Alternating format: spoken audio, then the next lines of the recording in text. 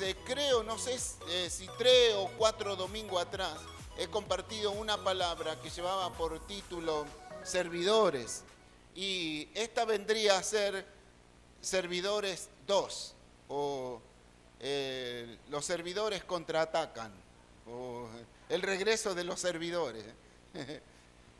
Vendría a ser otra saga más, pero decidí en aquella ocasión, dijo, no, voy a cortar porque se iba a ser muy extensa, entonces, pero esta parte que quedó aquí la quisiera entregar hoy y creo que viene justo para lo que nosotros estamos hablando.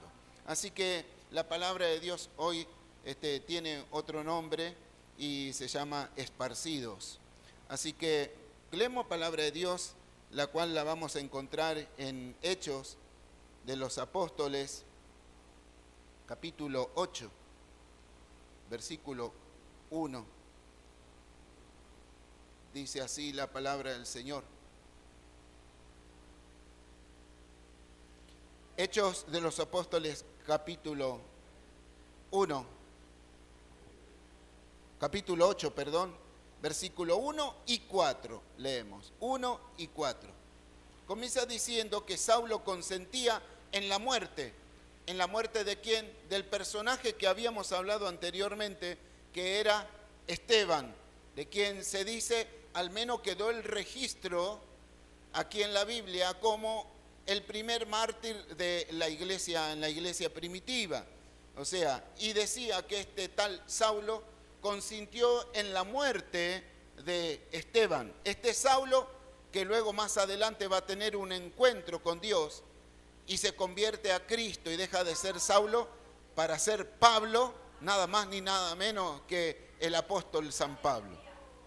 Y luego dice en el versículo 1, lo tienen Hechos capítulo 8, versículo 1, en aquel día hubo gran persecución contra la iglesia que estaba en Jerusalén, y todos fueron esparcidos por las tierras de Judea y de Samaria, salvo los profetas. Versículo 4, pero los que fueron esparcidos iban por todas partes anunciando el Evangelio. Te quiero dar gracias, mi Dios, por esta ocasión que tú nos permites compartir tu sagrada palabra. Y gracias porque tú te dignas a poder usar nuestras vidas para poder transmitir lo que creo que está en tu corazón y lo diste a nosotros para este día. Señor, que cada uno de nosotros seamos receptivos, podamos tener, Señor, un oído afinado, podamos estar, Señor, con una disposición a escuchar tu palabra y que toda esta palabra que nosotros recibamos no caiga en saco roto, sino que caiga en el buen tesoro de nuestro corazón y que no seamos oidores olvidadizos, sino que podamos ser hacedores de tu palabra. Muchas gracias, Señor, desde ya por lo que tú vas a hacer, porque creo que tu palabra tiene poder, que al nosotros mencionarla, leerla, al momento de que nosotros estamos compartiendo tu palabra, tú vas a estar obrando en la necesidad de cada uno de tus hijos, porque tu palabra tiene poder. En tu nombre lo hacemos, el cual desde ya te alabamos y declaramos, Señor, que para nosotros es tu misericordia, pero solo para Dios es la gloria. A Dios sea la gloria desde ahora y para siempre. Amén y amén. Gloria a Dios. Qué poder que tiene la palabra de Dios. El solo hecho de leerla ya te cambia, ya te transforma. Donde hay palabra de Dios, el ambiente incluso cambia. Esta semana, al menos yo he sido testigo con un hermano de que estaba pasando un momento de salud, no se sentía muy bien, pero comenzamos a hablar de la palabra de Dios y empezamos a charlar acerca de esa palabra. Más tarde nos encontramos y me dice este hermano, Carlos, estoy 0 kilómetros. Y yo le dije, ¿viste? Eso lo hace la palabra de Dios. ¿Qué hicimos? Leímos la palabra, meditamos la palabra y la palabra sola obró. No hizo falta de que yo ore, que haga imposición de mano, nada. Porque Dios obra a través de su palabra tiene poder. Y si vos dejás que esta palabra toque tu corazón, también puede cambiar, puede transformar, puede hacer cosas grandes. Resulta de que aquí nos ponemos un poco en el contexto. la iglesia primitiva comenzó a crecer. Con la primera predicación ya que hizo Pedro, ya 3.000 almas se congregaron en la primera iglesia. 3.000 almas se convirtieron al Señor. Si nosotros vemos también las predicaciones que van haciendo los primeros creyentes, vamos a ver que de a cientos, de a miles se iban convirtiendo al Señor. Así que los apóstoles necesitaban encargarse de esto, de estar siempre en contacto con la palabra de Dios, en la oración, en las cosas de Dios, y había cosas materiales que necesitaban cierta atención. Había, en esta ocasión, habían personas necesitadas también, mucha necesidad también había, y material de alimentación, y la iglesia fue la que hizo esta acción social. Y para esto necesitó personas a quienes levantaron como servidores para servir ahí en las mesas. Se encargaban exclusivamente de lo que era la parte material. Pero también algunos se destacaban porque Dios lo usaba en la palabra, en la predicación del Evangelio. Y entre eso se destacó Esteban, a quien nosotros hemos nombrado. Así que vemos nombres que aparecen en la palabra de Dios, en la iglesia primitiva. Los vemos a los apóstoles, los vemos a Pedro principalmente, lo vemos a Juan también, que se lo nombra en los primeros capítulos. A varios de ellos que se los nombra, incluso a nombres que fueron los diáconos que fueron levantados. Y entre estos también, como dijimos, un nombre sobresalió que es Esteban. Pero también esta palabra que nosotros hemos leído lo tiene como protagonista luego a otro servidor, a otro diácono que es Felipe también. Ahora, nombro estos nombres porque la Biblia se encarga de nombrarlos y tiene siempre algún propósito, no están porque sí. Pero hay aquellos a quienes la Biblia no nombra. Y es a eso a lo que yo me quiero referir cuando dice en el versículo 1, en aquel día hubo una gran persecución contra la iglesia. La iglesia es todo el cuerpo de Cristo, los hermanos, la iglesia primitiva que estaba en Jerusalén. Y dice aquí también todos, no dice tantos nombres, no nombra a nadie, sino que los encierra, diciendo todos, como diciendo la gran mayoría fueron esparcidos por la tierra de Judea y de Samaria, o sea, alrededor de Jerusalén, un poco más, un par de kilómetros, varios kilómetros más allá, se fueron queriendo salvar la vida. Solo los apóstoles quedaron en Jerusalén, pero otros que fueron esparcidos. Estos esparcidos, a quienes no los nombra, a quienes no los identifica, pero en el versículo 4 vuelve a suceder, a referirse a ello. Y dice, pero los que fueron esparcidos, o sea, no tienen nombre, los encierra, los engloba. Y dice, los que fueron esparcidos. Me parece que está sonando muy fuerte. Los que fueron esparcidos, dice la palabra del Señor. O sea, y de alguna manera a mí me alegra de que no nombre específicamente en este caso a tantas personas, sino que les llama a los esparcidos. Estos esparcidos hicieron algo muy importante, porque estos esparcidos que nosotros no los conocemos, pero que Dios sí los conoce, se encargaron de llevar el Evangelio por todo alrededor. Cuando empezó la predicación de la palabra del Señor, cuando empezó a darse a conocer el Evangelio, lo primero que surge es oposición. Oposición. Así que, hermanos, Dios a nosotros nos está llamando también a que llevemos la palabra de Dios. Así como estos servidores, así como los que fueron nombrados, pero también como aquellos esparcidos que tal vez no se los nombra, pero que sí tuvieron un rol muy importante en la predicación de la palabra de Dios. Resulta de que entonces cuando comienzan a dar la palabra de Dios, empieza a haber dificultades porque a los líderes religiosos no les gustaba, no quería de que la gente vaya al Evangelio, que se conviertan a Cristo. Desechaban a Jesús, no lo consideraban como el Mesías, como el Cristo.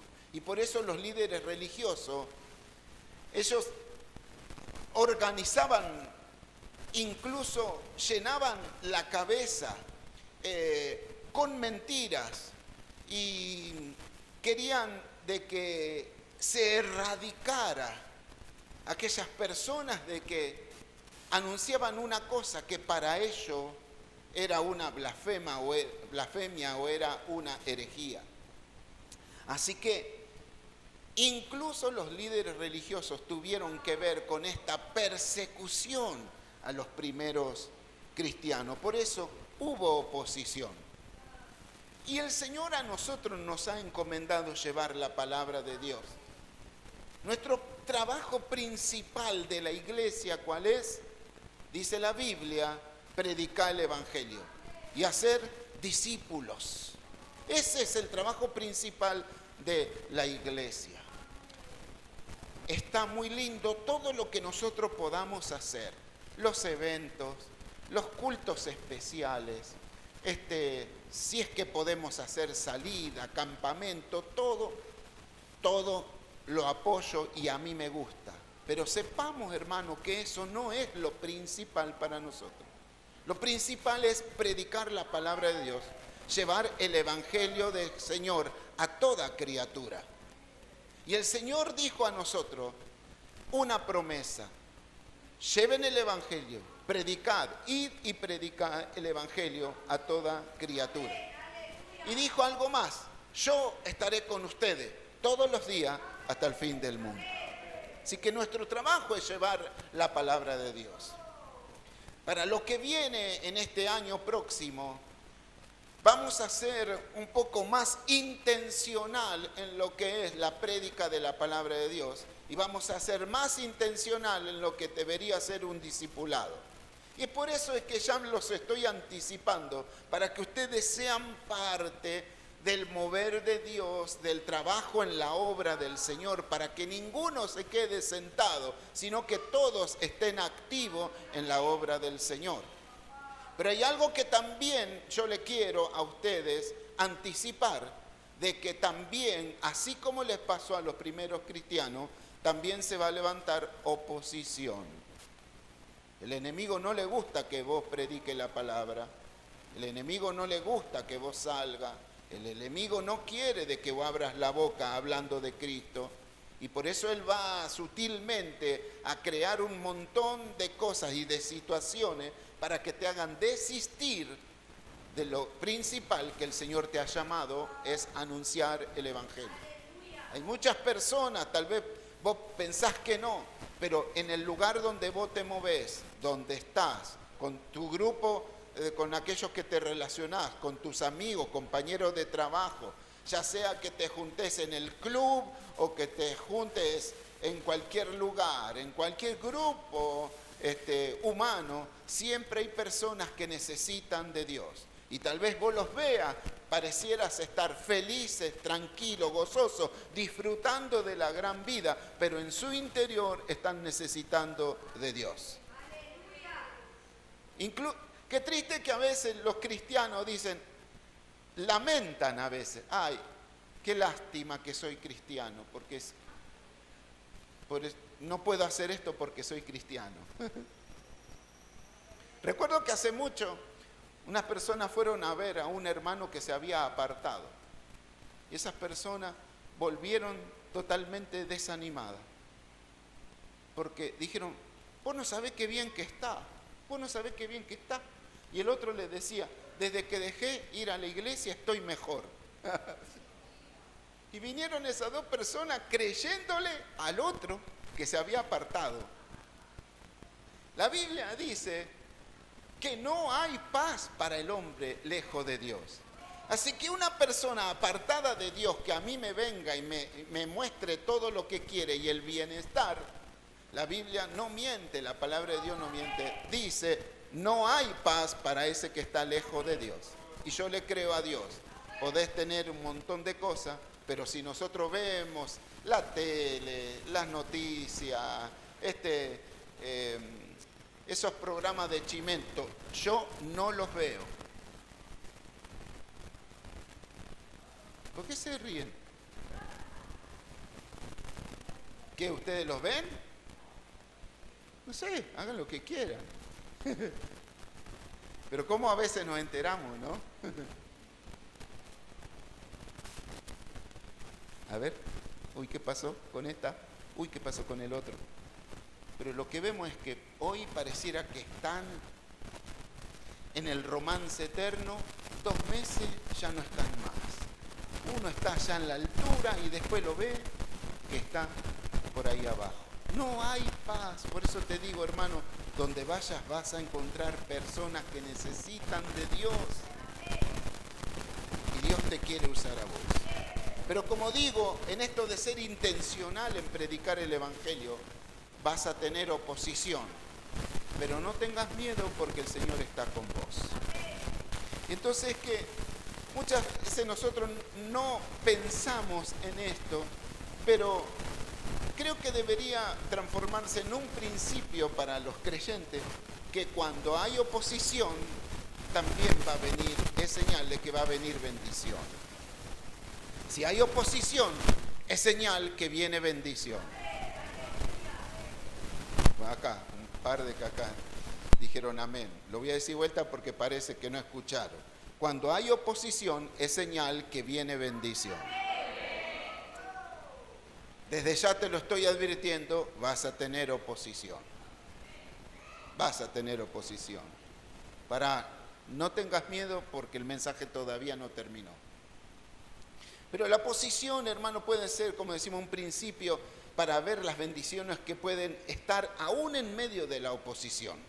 Porque, hermano, nada escapa del plan de Dios. Y Dios no es que Él, dice la Biblia, Él no puede ser tentado Dios. Y Él tampoco tienta porque Él no puede ser tentado. Nada malo viene de parte de Dios, sino todo lo bueno.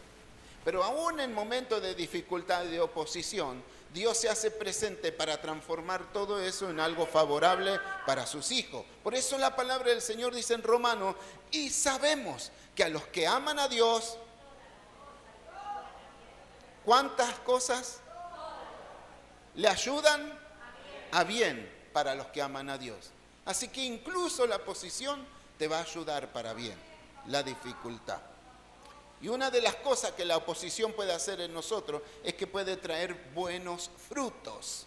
Buenos frutos que nosotros podemos dar sin que nosotros nos demos cuenta o que nosotros no sabemos que pueden estar en nosotros. Esos frutos pueden ser buenos si es que Dios está en medio de esa situación. Tal vez los discípulos se hubieran quedado cómodos ahí en Jerusalén, pero si hubieran quedado cómodos, no hubieran salido a predicar. Y si no hubieran salido a predicar, entonces, ¿cómo hubiese llegado el Evangelio a tantos lugares? Si el Evangelio llegó hasta acá, luego de tanto tiempo, de tantos siglos, es porque ellos no se quedaron en la comodidad. Y por eso Dios permite de que haya una persecución o que haya una oposición para hacerlos salir de ese lugar. Y al salir encontraron que ellos empezaron a dar frutos.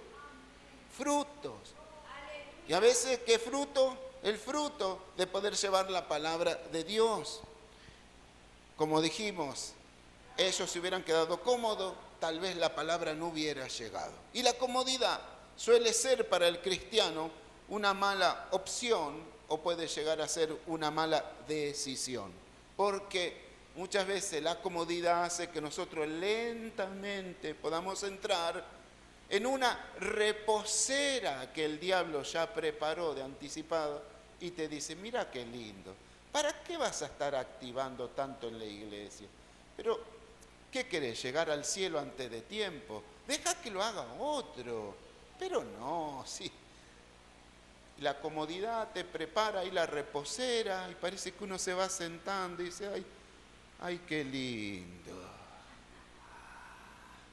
Hasta una caipiriña te trae el diablo para que vos te quede ahí cómodo. No hago más lo que estoy haciendo, ¿para qué voy a hacer? Cuidado, es peligrosa la comodidad. Para el cristiano es peligrosa. Muchos poco a poco van entrando y aflojan, bostezan, se duermen. Pero hermano, Dios no nos ha llamado a nosotros a dormir para entrar en ese sueño. Dios nos ha llamado al servicio de su obra. Y en este año que viene, el Señor te está esperando para que sirvas en su obra, no para que entres en una comodidad. Romanos 12:11 dice así, Romanos 12:11, la palabra del Señor, ¿la tenemos ahí? Romanos 12:11, para que todos lo podamos leer. En lo que requiere diligencia. ¿Qué dice? No perezosos, sino ¿cómo tenemos que ser? Fervientes en el Espíritu. ¿Sirviendo a quién? Al Señor. O sea que, miren lo que nos dice, no es la comodidad para el cristiano, Él nos está llamando a que seamos activos, a que seamos fervientes, que sirvamos a Dios con pasión, con entusiasmo, si no de otra manera va a ser muy fácil de que nosotros entremos en esa pereza espiritual. Algo más que produce la oposición, al menos en esta parte, dos cosas más. Una, que nos ayuda a que nosotros podamos conocer a Dios, pero también nos ayuda la oposición a que nos conozcamos a nosotros mismos. La oposición nos ayuda y así podemos conocer más de Dios. Y es verdad, hermano, en la oposición, mejor dicho, podemos conocer más a Dios que en los tiempos de calma. En esos tiempos donde todo parece que está bien, está todo controlado y me encuentro bien. Pero no vas a conocer tanto a Dios en la calma como lo podés conocer cuando hay dificultades, cuando hay tiempo de tormenta, tiempo de oposición. Porque la calma nosotros sentimos como que todo ya está bien. Y muchos a veces se atreven a esto, a decir, bueno, ya no necesito tanto de Dios, ¿no es cierto? Ahora me la puedo arreglar solo. Dios ya arregló esto, ahora ya puedo andar solo, me la puedo arreglar solo, como que ya no se necesita a Dios. Bueno, vine acá, Dios me sanó, Dios hizo esto por mí, Dios cambió, Dios arregló esto en mi casa, arregló esta cosa y ahora ya está, ¿no es cierto? Pero la calma, nosotros no podemos conocer tanto a Dios como si en medio de la oposición, porque en medio de la oposición nosotros van a surgir esas cosas que están guardadas en nosotros. La oposición también sacó el predicador que había dentro de Pedro. Un Pedro que era muy efusivo, que saltaba como leche hervida, decimos algunos, ¿no? Siempre era así como atropellado. Jesús dijo, todos ustedes me van a dejar. ¿Qué? Yo nunca te voy a dejar. Es más, voy a la muerte por vos, Señor. Pero dice la Biblia que después él lo estuvo negando 3 veces y lo seguía al Señor desde lejos por las dudas. Pero de ese Pedro que era tan arrebatado y que también que de alguna manera lo traicionó al Señor, de ahí luego, cuando vino la oposición, salió algo que tenía dentro de él, ese predicador, y gracias a esa predicación el Señor convirtió no a 3, ni a 30, ni a 300, sino a 3.000 personas. La oposición puede sacar algo de vos que a veces vos tenés ahí guardado y pensás que no podés hacer. Pero en la oposición podés conocer a Dios y que el Señor va a obrar a través de eso. Aparte, hermano, ¿cómo vamos a nosotros experimentar y cómo vamos a tener nuestras propias experiencias si no entramos en tiempo de oposición? ¿Cómo nosotros vamos a experimentar el poder de Dios si no pasamos por tiempos difíciles, por tiempos de enfermedad, por tiempos de angustia, por tiempos de escasez, de tribulación, de todas esas dificultades? La única manera de conocer bien a Dios en esas situaciones es que nosotros atravesemos esas situaciones. Porque dice su palabra en el Salmo 46, que dice que Dios, ¿qué es Dios? En el Salmo 46 dice, Dios es nuestro amparo, nuestra fortaleza, nuestro pronto auxilio, que dice en medio, o cuando estés pasando, ¿qué? Tribulaciones.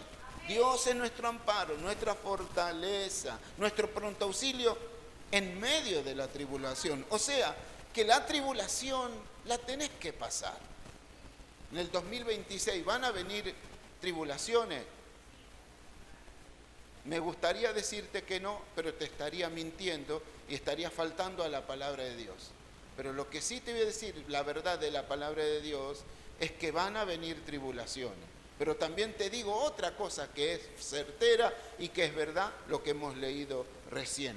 Que aunque vengan tribulaciones, la vamos a tener que pasar, pero en medio de ella, Dios va a ser nuestro amparo, nuestra fortaleza y va a ser nuestro pronto auxilio. Así que en tiempo de dificultad nosotros vamos a conocer también de que Dios es nuestro sanador, es nuestro consuelo, es nuestro proveedor y es el que nos va a llevar de victoria en victoria. Y también es la posición, como dijimos, sirve para que nos conozcamos a nosotros mismos. Hay un pasaje bíblico que al menos a mí me hizo comprender mejor este concepto y está en Deuteronomio capítulo 8, versículo 2. Deuteronomio capítulo 8, versículo 2. Dice así la palabra del Señor.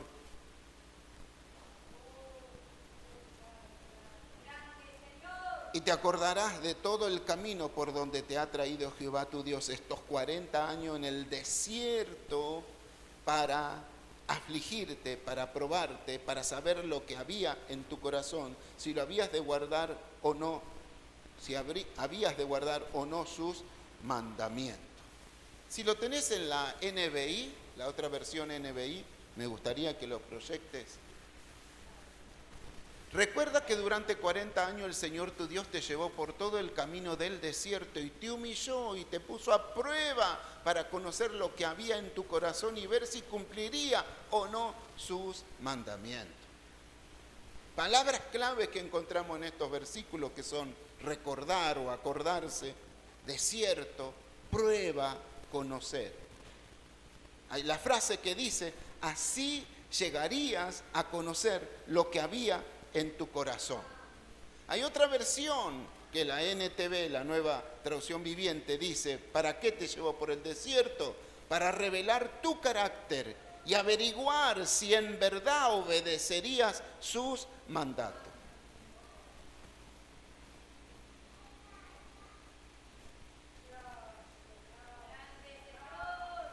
¿Dios te lleva al desierto? Y muchas veces sí. Porque en esta ocasión dice que Dios los llevó al desierto. Dios preparó esa cita en el desierto. ¿Y ahora para qué? Dice para conocer. Dice para saber lo que había en tu corazón. Ahora, ¿no es que Dios es omnisciente? ¿No es que Dios es omnisciente? Entonces, ¿cómo es que tenía que llevar por el desierto? Para saber lo que había en tu corazón. ¿Cómo? Si Dios es omnisciente, ¿necesita llevarte al desierto? No. Es que lo que está queriendo decir acá es que no es que Dios necesita conocer, Él ya te conoce. Más bien es para que vos te conozcas y te des cuenta qué hay en tu corazón. Para que afirme tus valores, para que afirme esa decisión en Dios. Y además para que vos mismo sepas, ¿seré capaz de guardar los mandamientos de Dios? ¿Será que le voy a servir a Dios? La intención entonces de la oposición o del desierto es para que nosotros sepamos si en nuestro carácter estaremos dispuestos a servir a Dios, pase lo que pase. ¿Vamos a servir a Dios? Pase lo que pase. O en el 2026 nosotros estamos programando y diciendo, bueno, yo seguiré a Dios, pero si la cosa va bien. Y aquí el desierto, la oposición sirve para que nosotros nos demos cuenta. ¿Lo vamos a servir a Dios, pase lo que pase? ¿Vamos a servir a Dios solamente, sino cuando las cosas van viento en popa? Cuando la alacena, la heladera está llena. ¿Seremos capaces de servir a Dios cuando haya escasez? ¿Seremos capaces? Para eso es la oposición.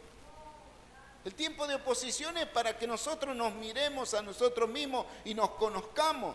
Porque es fácil servir a Dios cuando todo te va bien. Cuando todo te va bien, salto, brinco, canto, alabo a Dios, transpiro la camiseta. Pero cuando viene la temporada o esas cosas que no salen como vos esperabas, ahí es cuando viene la oposición para hacerte ver. ¿Vamos a ser fieles? Desafío para nosotros. Y hay una canción que los memoriosos como yo nos va a hacer recordar y que ilustra bien lo que estamos hablando. Y parte de esta canción, que dicho sea de paso, viene en un ritmo medio salsero o algo así. Parte de la canción dice así: porque el cristiano que es cristiano se nota a las 20 leguas. Cuando todo le va bien o cuando no levanta cabeza. Hay cristianos que son de oro y en el fuego lo demuestran. Cristianos de oro que lo demuestran ¿en dónde? En el fuego lo demuestran. Mientras que otro, por el contrario, son billutería cualquiera.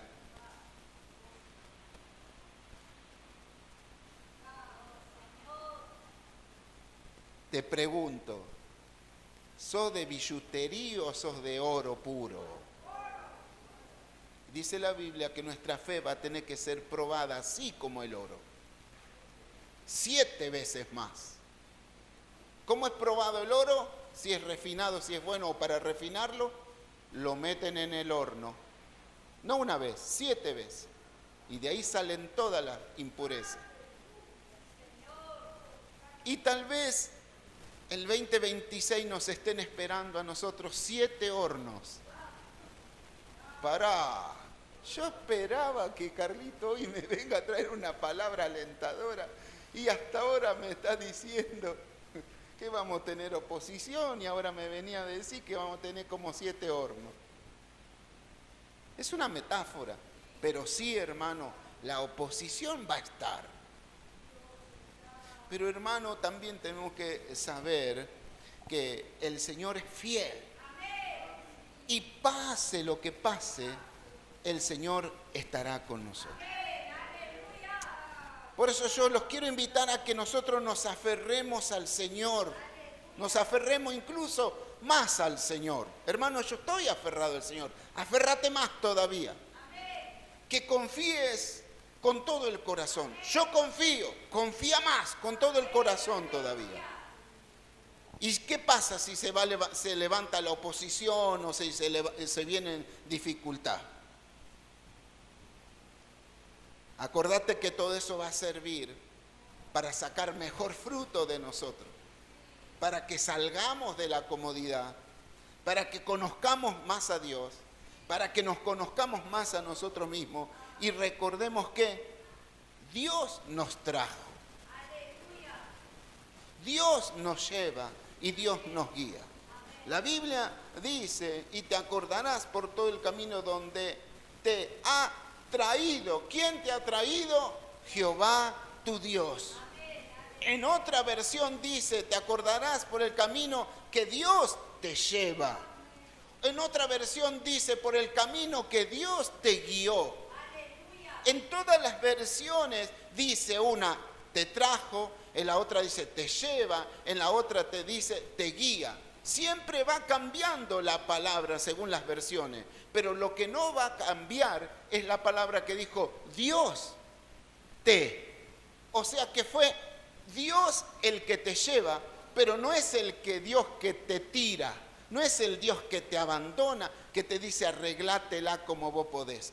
Aún sea en toda la oposición o en toda la dificultad, algo que podemos saber es que Dios va a estar con nosotros siempre, porque esa es su promesa. Así que tenemos que tener bien en mente esto, algo, que la oposición va a venir, pero lo más grande que tenemos que tener presente es de que Dios va a estar en medio de esa oposición y Él nos va a traer, nos va a llevar, nos va a guiar. Por eso, hermanos, nosotros de cara al año que viene, de cara al año que se nos presenta, tenemos algo para decirle al año 2026. Algo que tenemos que declararle al año 2026.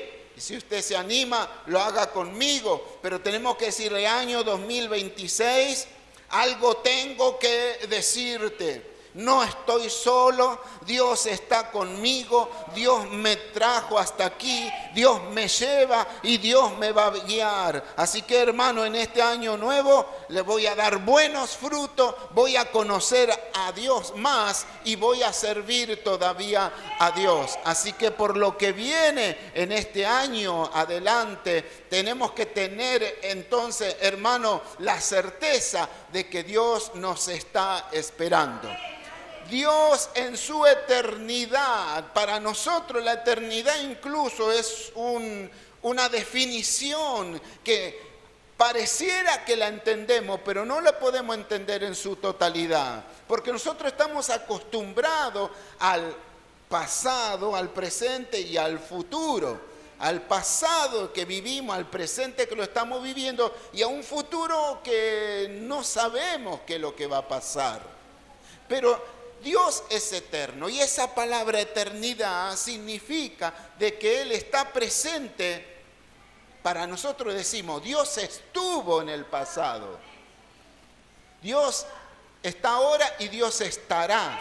Pero en la eternidad de Dios, la palabra que tendríamos que usar es, Dios está en el pasado, Dios está en el presente y Dios está en el futuro. O sea, de esta manera que Dios para nosotros ya nos estuvo esperando a nosotros en nuestro tiempo, ya nos estuvo esperando. Dios ya nos está acompañando, pero también Dios ya vivió el 2026. Dios ya lo vivió. Así que Él nos está esperando a que vamos hacia el 2026 y Él dice, yo estaré contigo todos los días hasta el fin del mundo. Si estuve en el 2025, tenés seguro que Dios está en el 2026. Así que 2026, allá vamos, el Señor nos espera y sabemos que con Cristo seremos más que victoriosos, aunque se levanten oposiciones. Estos que hemos sido esparcidos con un propósito, que en el 2026 vamos a llevar la palabra de Dios a otros que también están esperando a que lleve palabra del Señor. Yo quiero ser parte de eso y le digo, Señor, no me dejes fuera de tus planes. Y estás buscando a alguien que te sirva en el 2026, acá estoy yo. No necesito que me nombren ni que me reconozcan. Tal vez me digan, vos sos uno de esos esparcidos. No tienen nombre, no importa. Lo importante es que yo voy a servir a Dios y voy a salir de victoria en victoria porque Cristo ya nos hizo victoriosos. Oremos. Padre, te queremos dar gracias. Tú eres el Dios de las épocas. En tus manos están nuestros tiempos.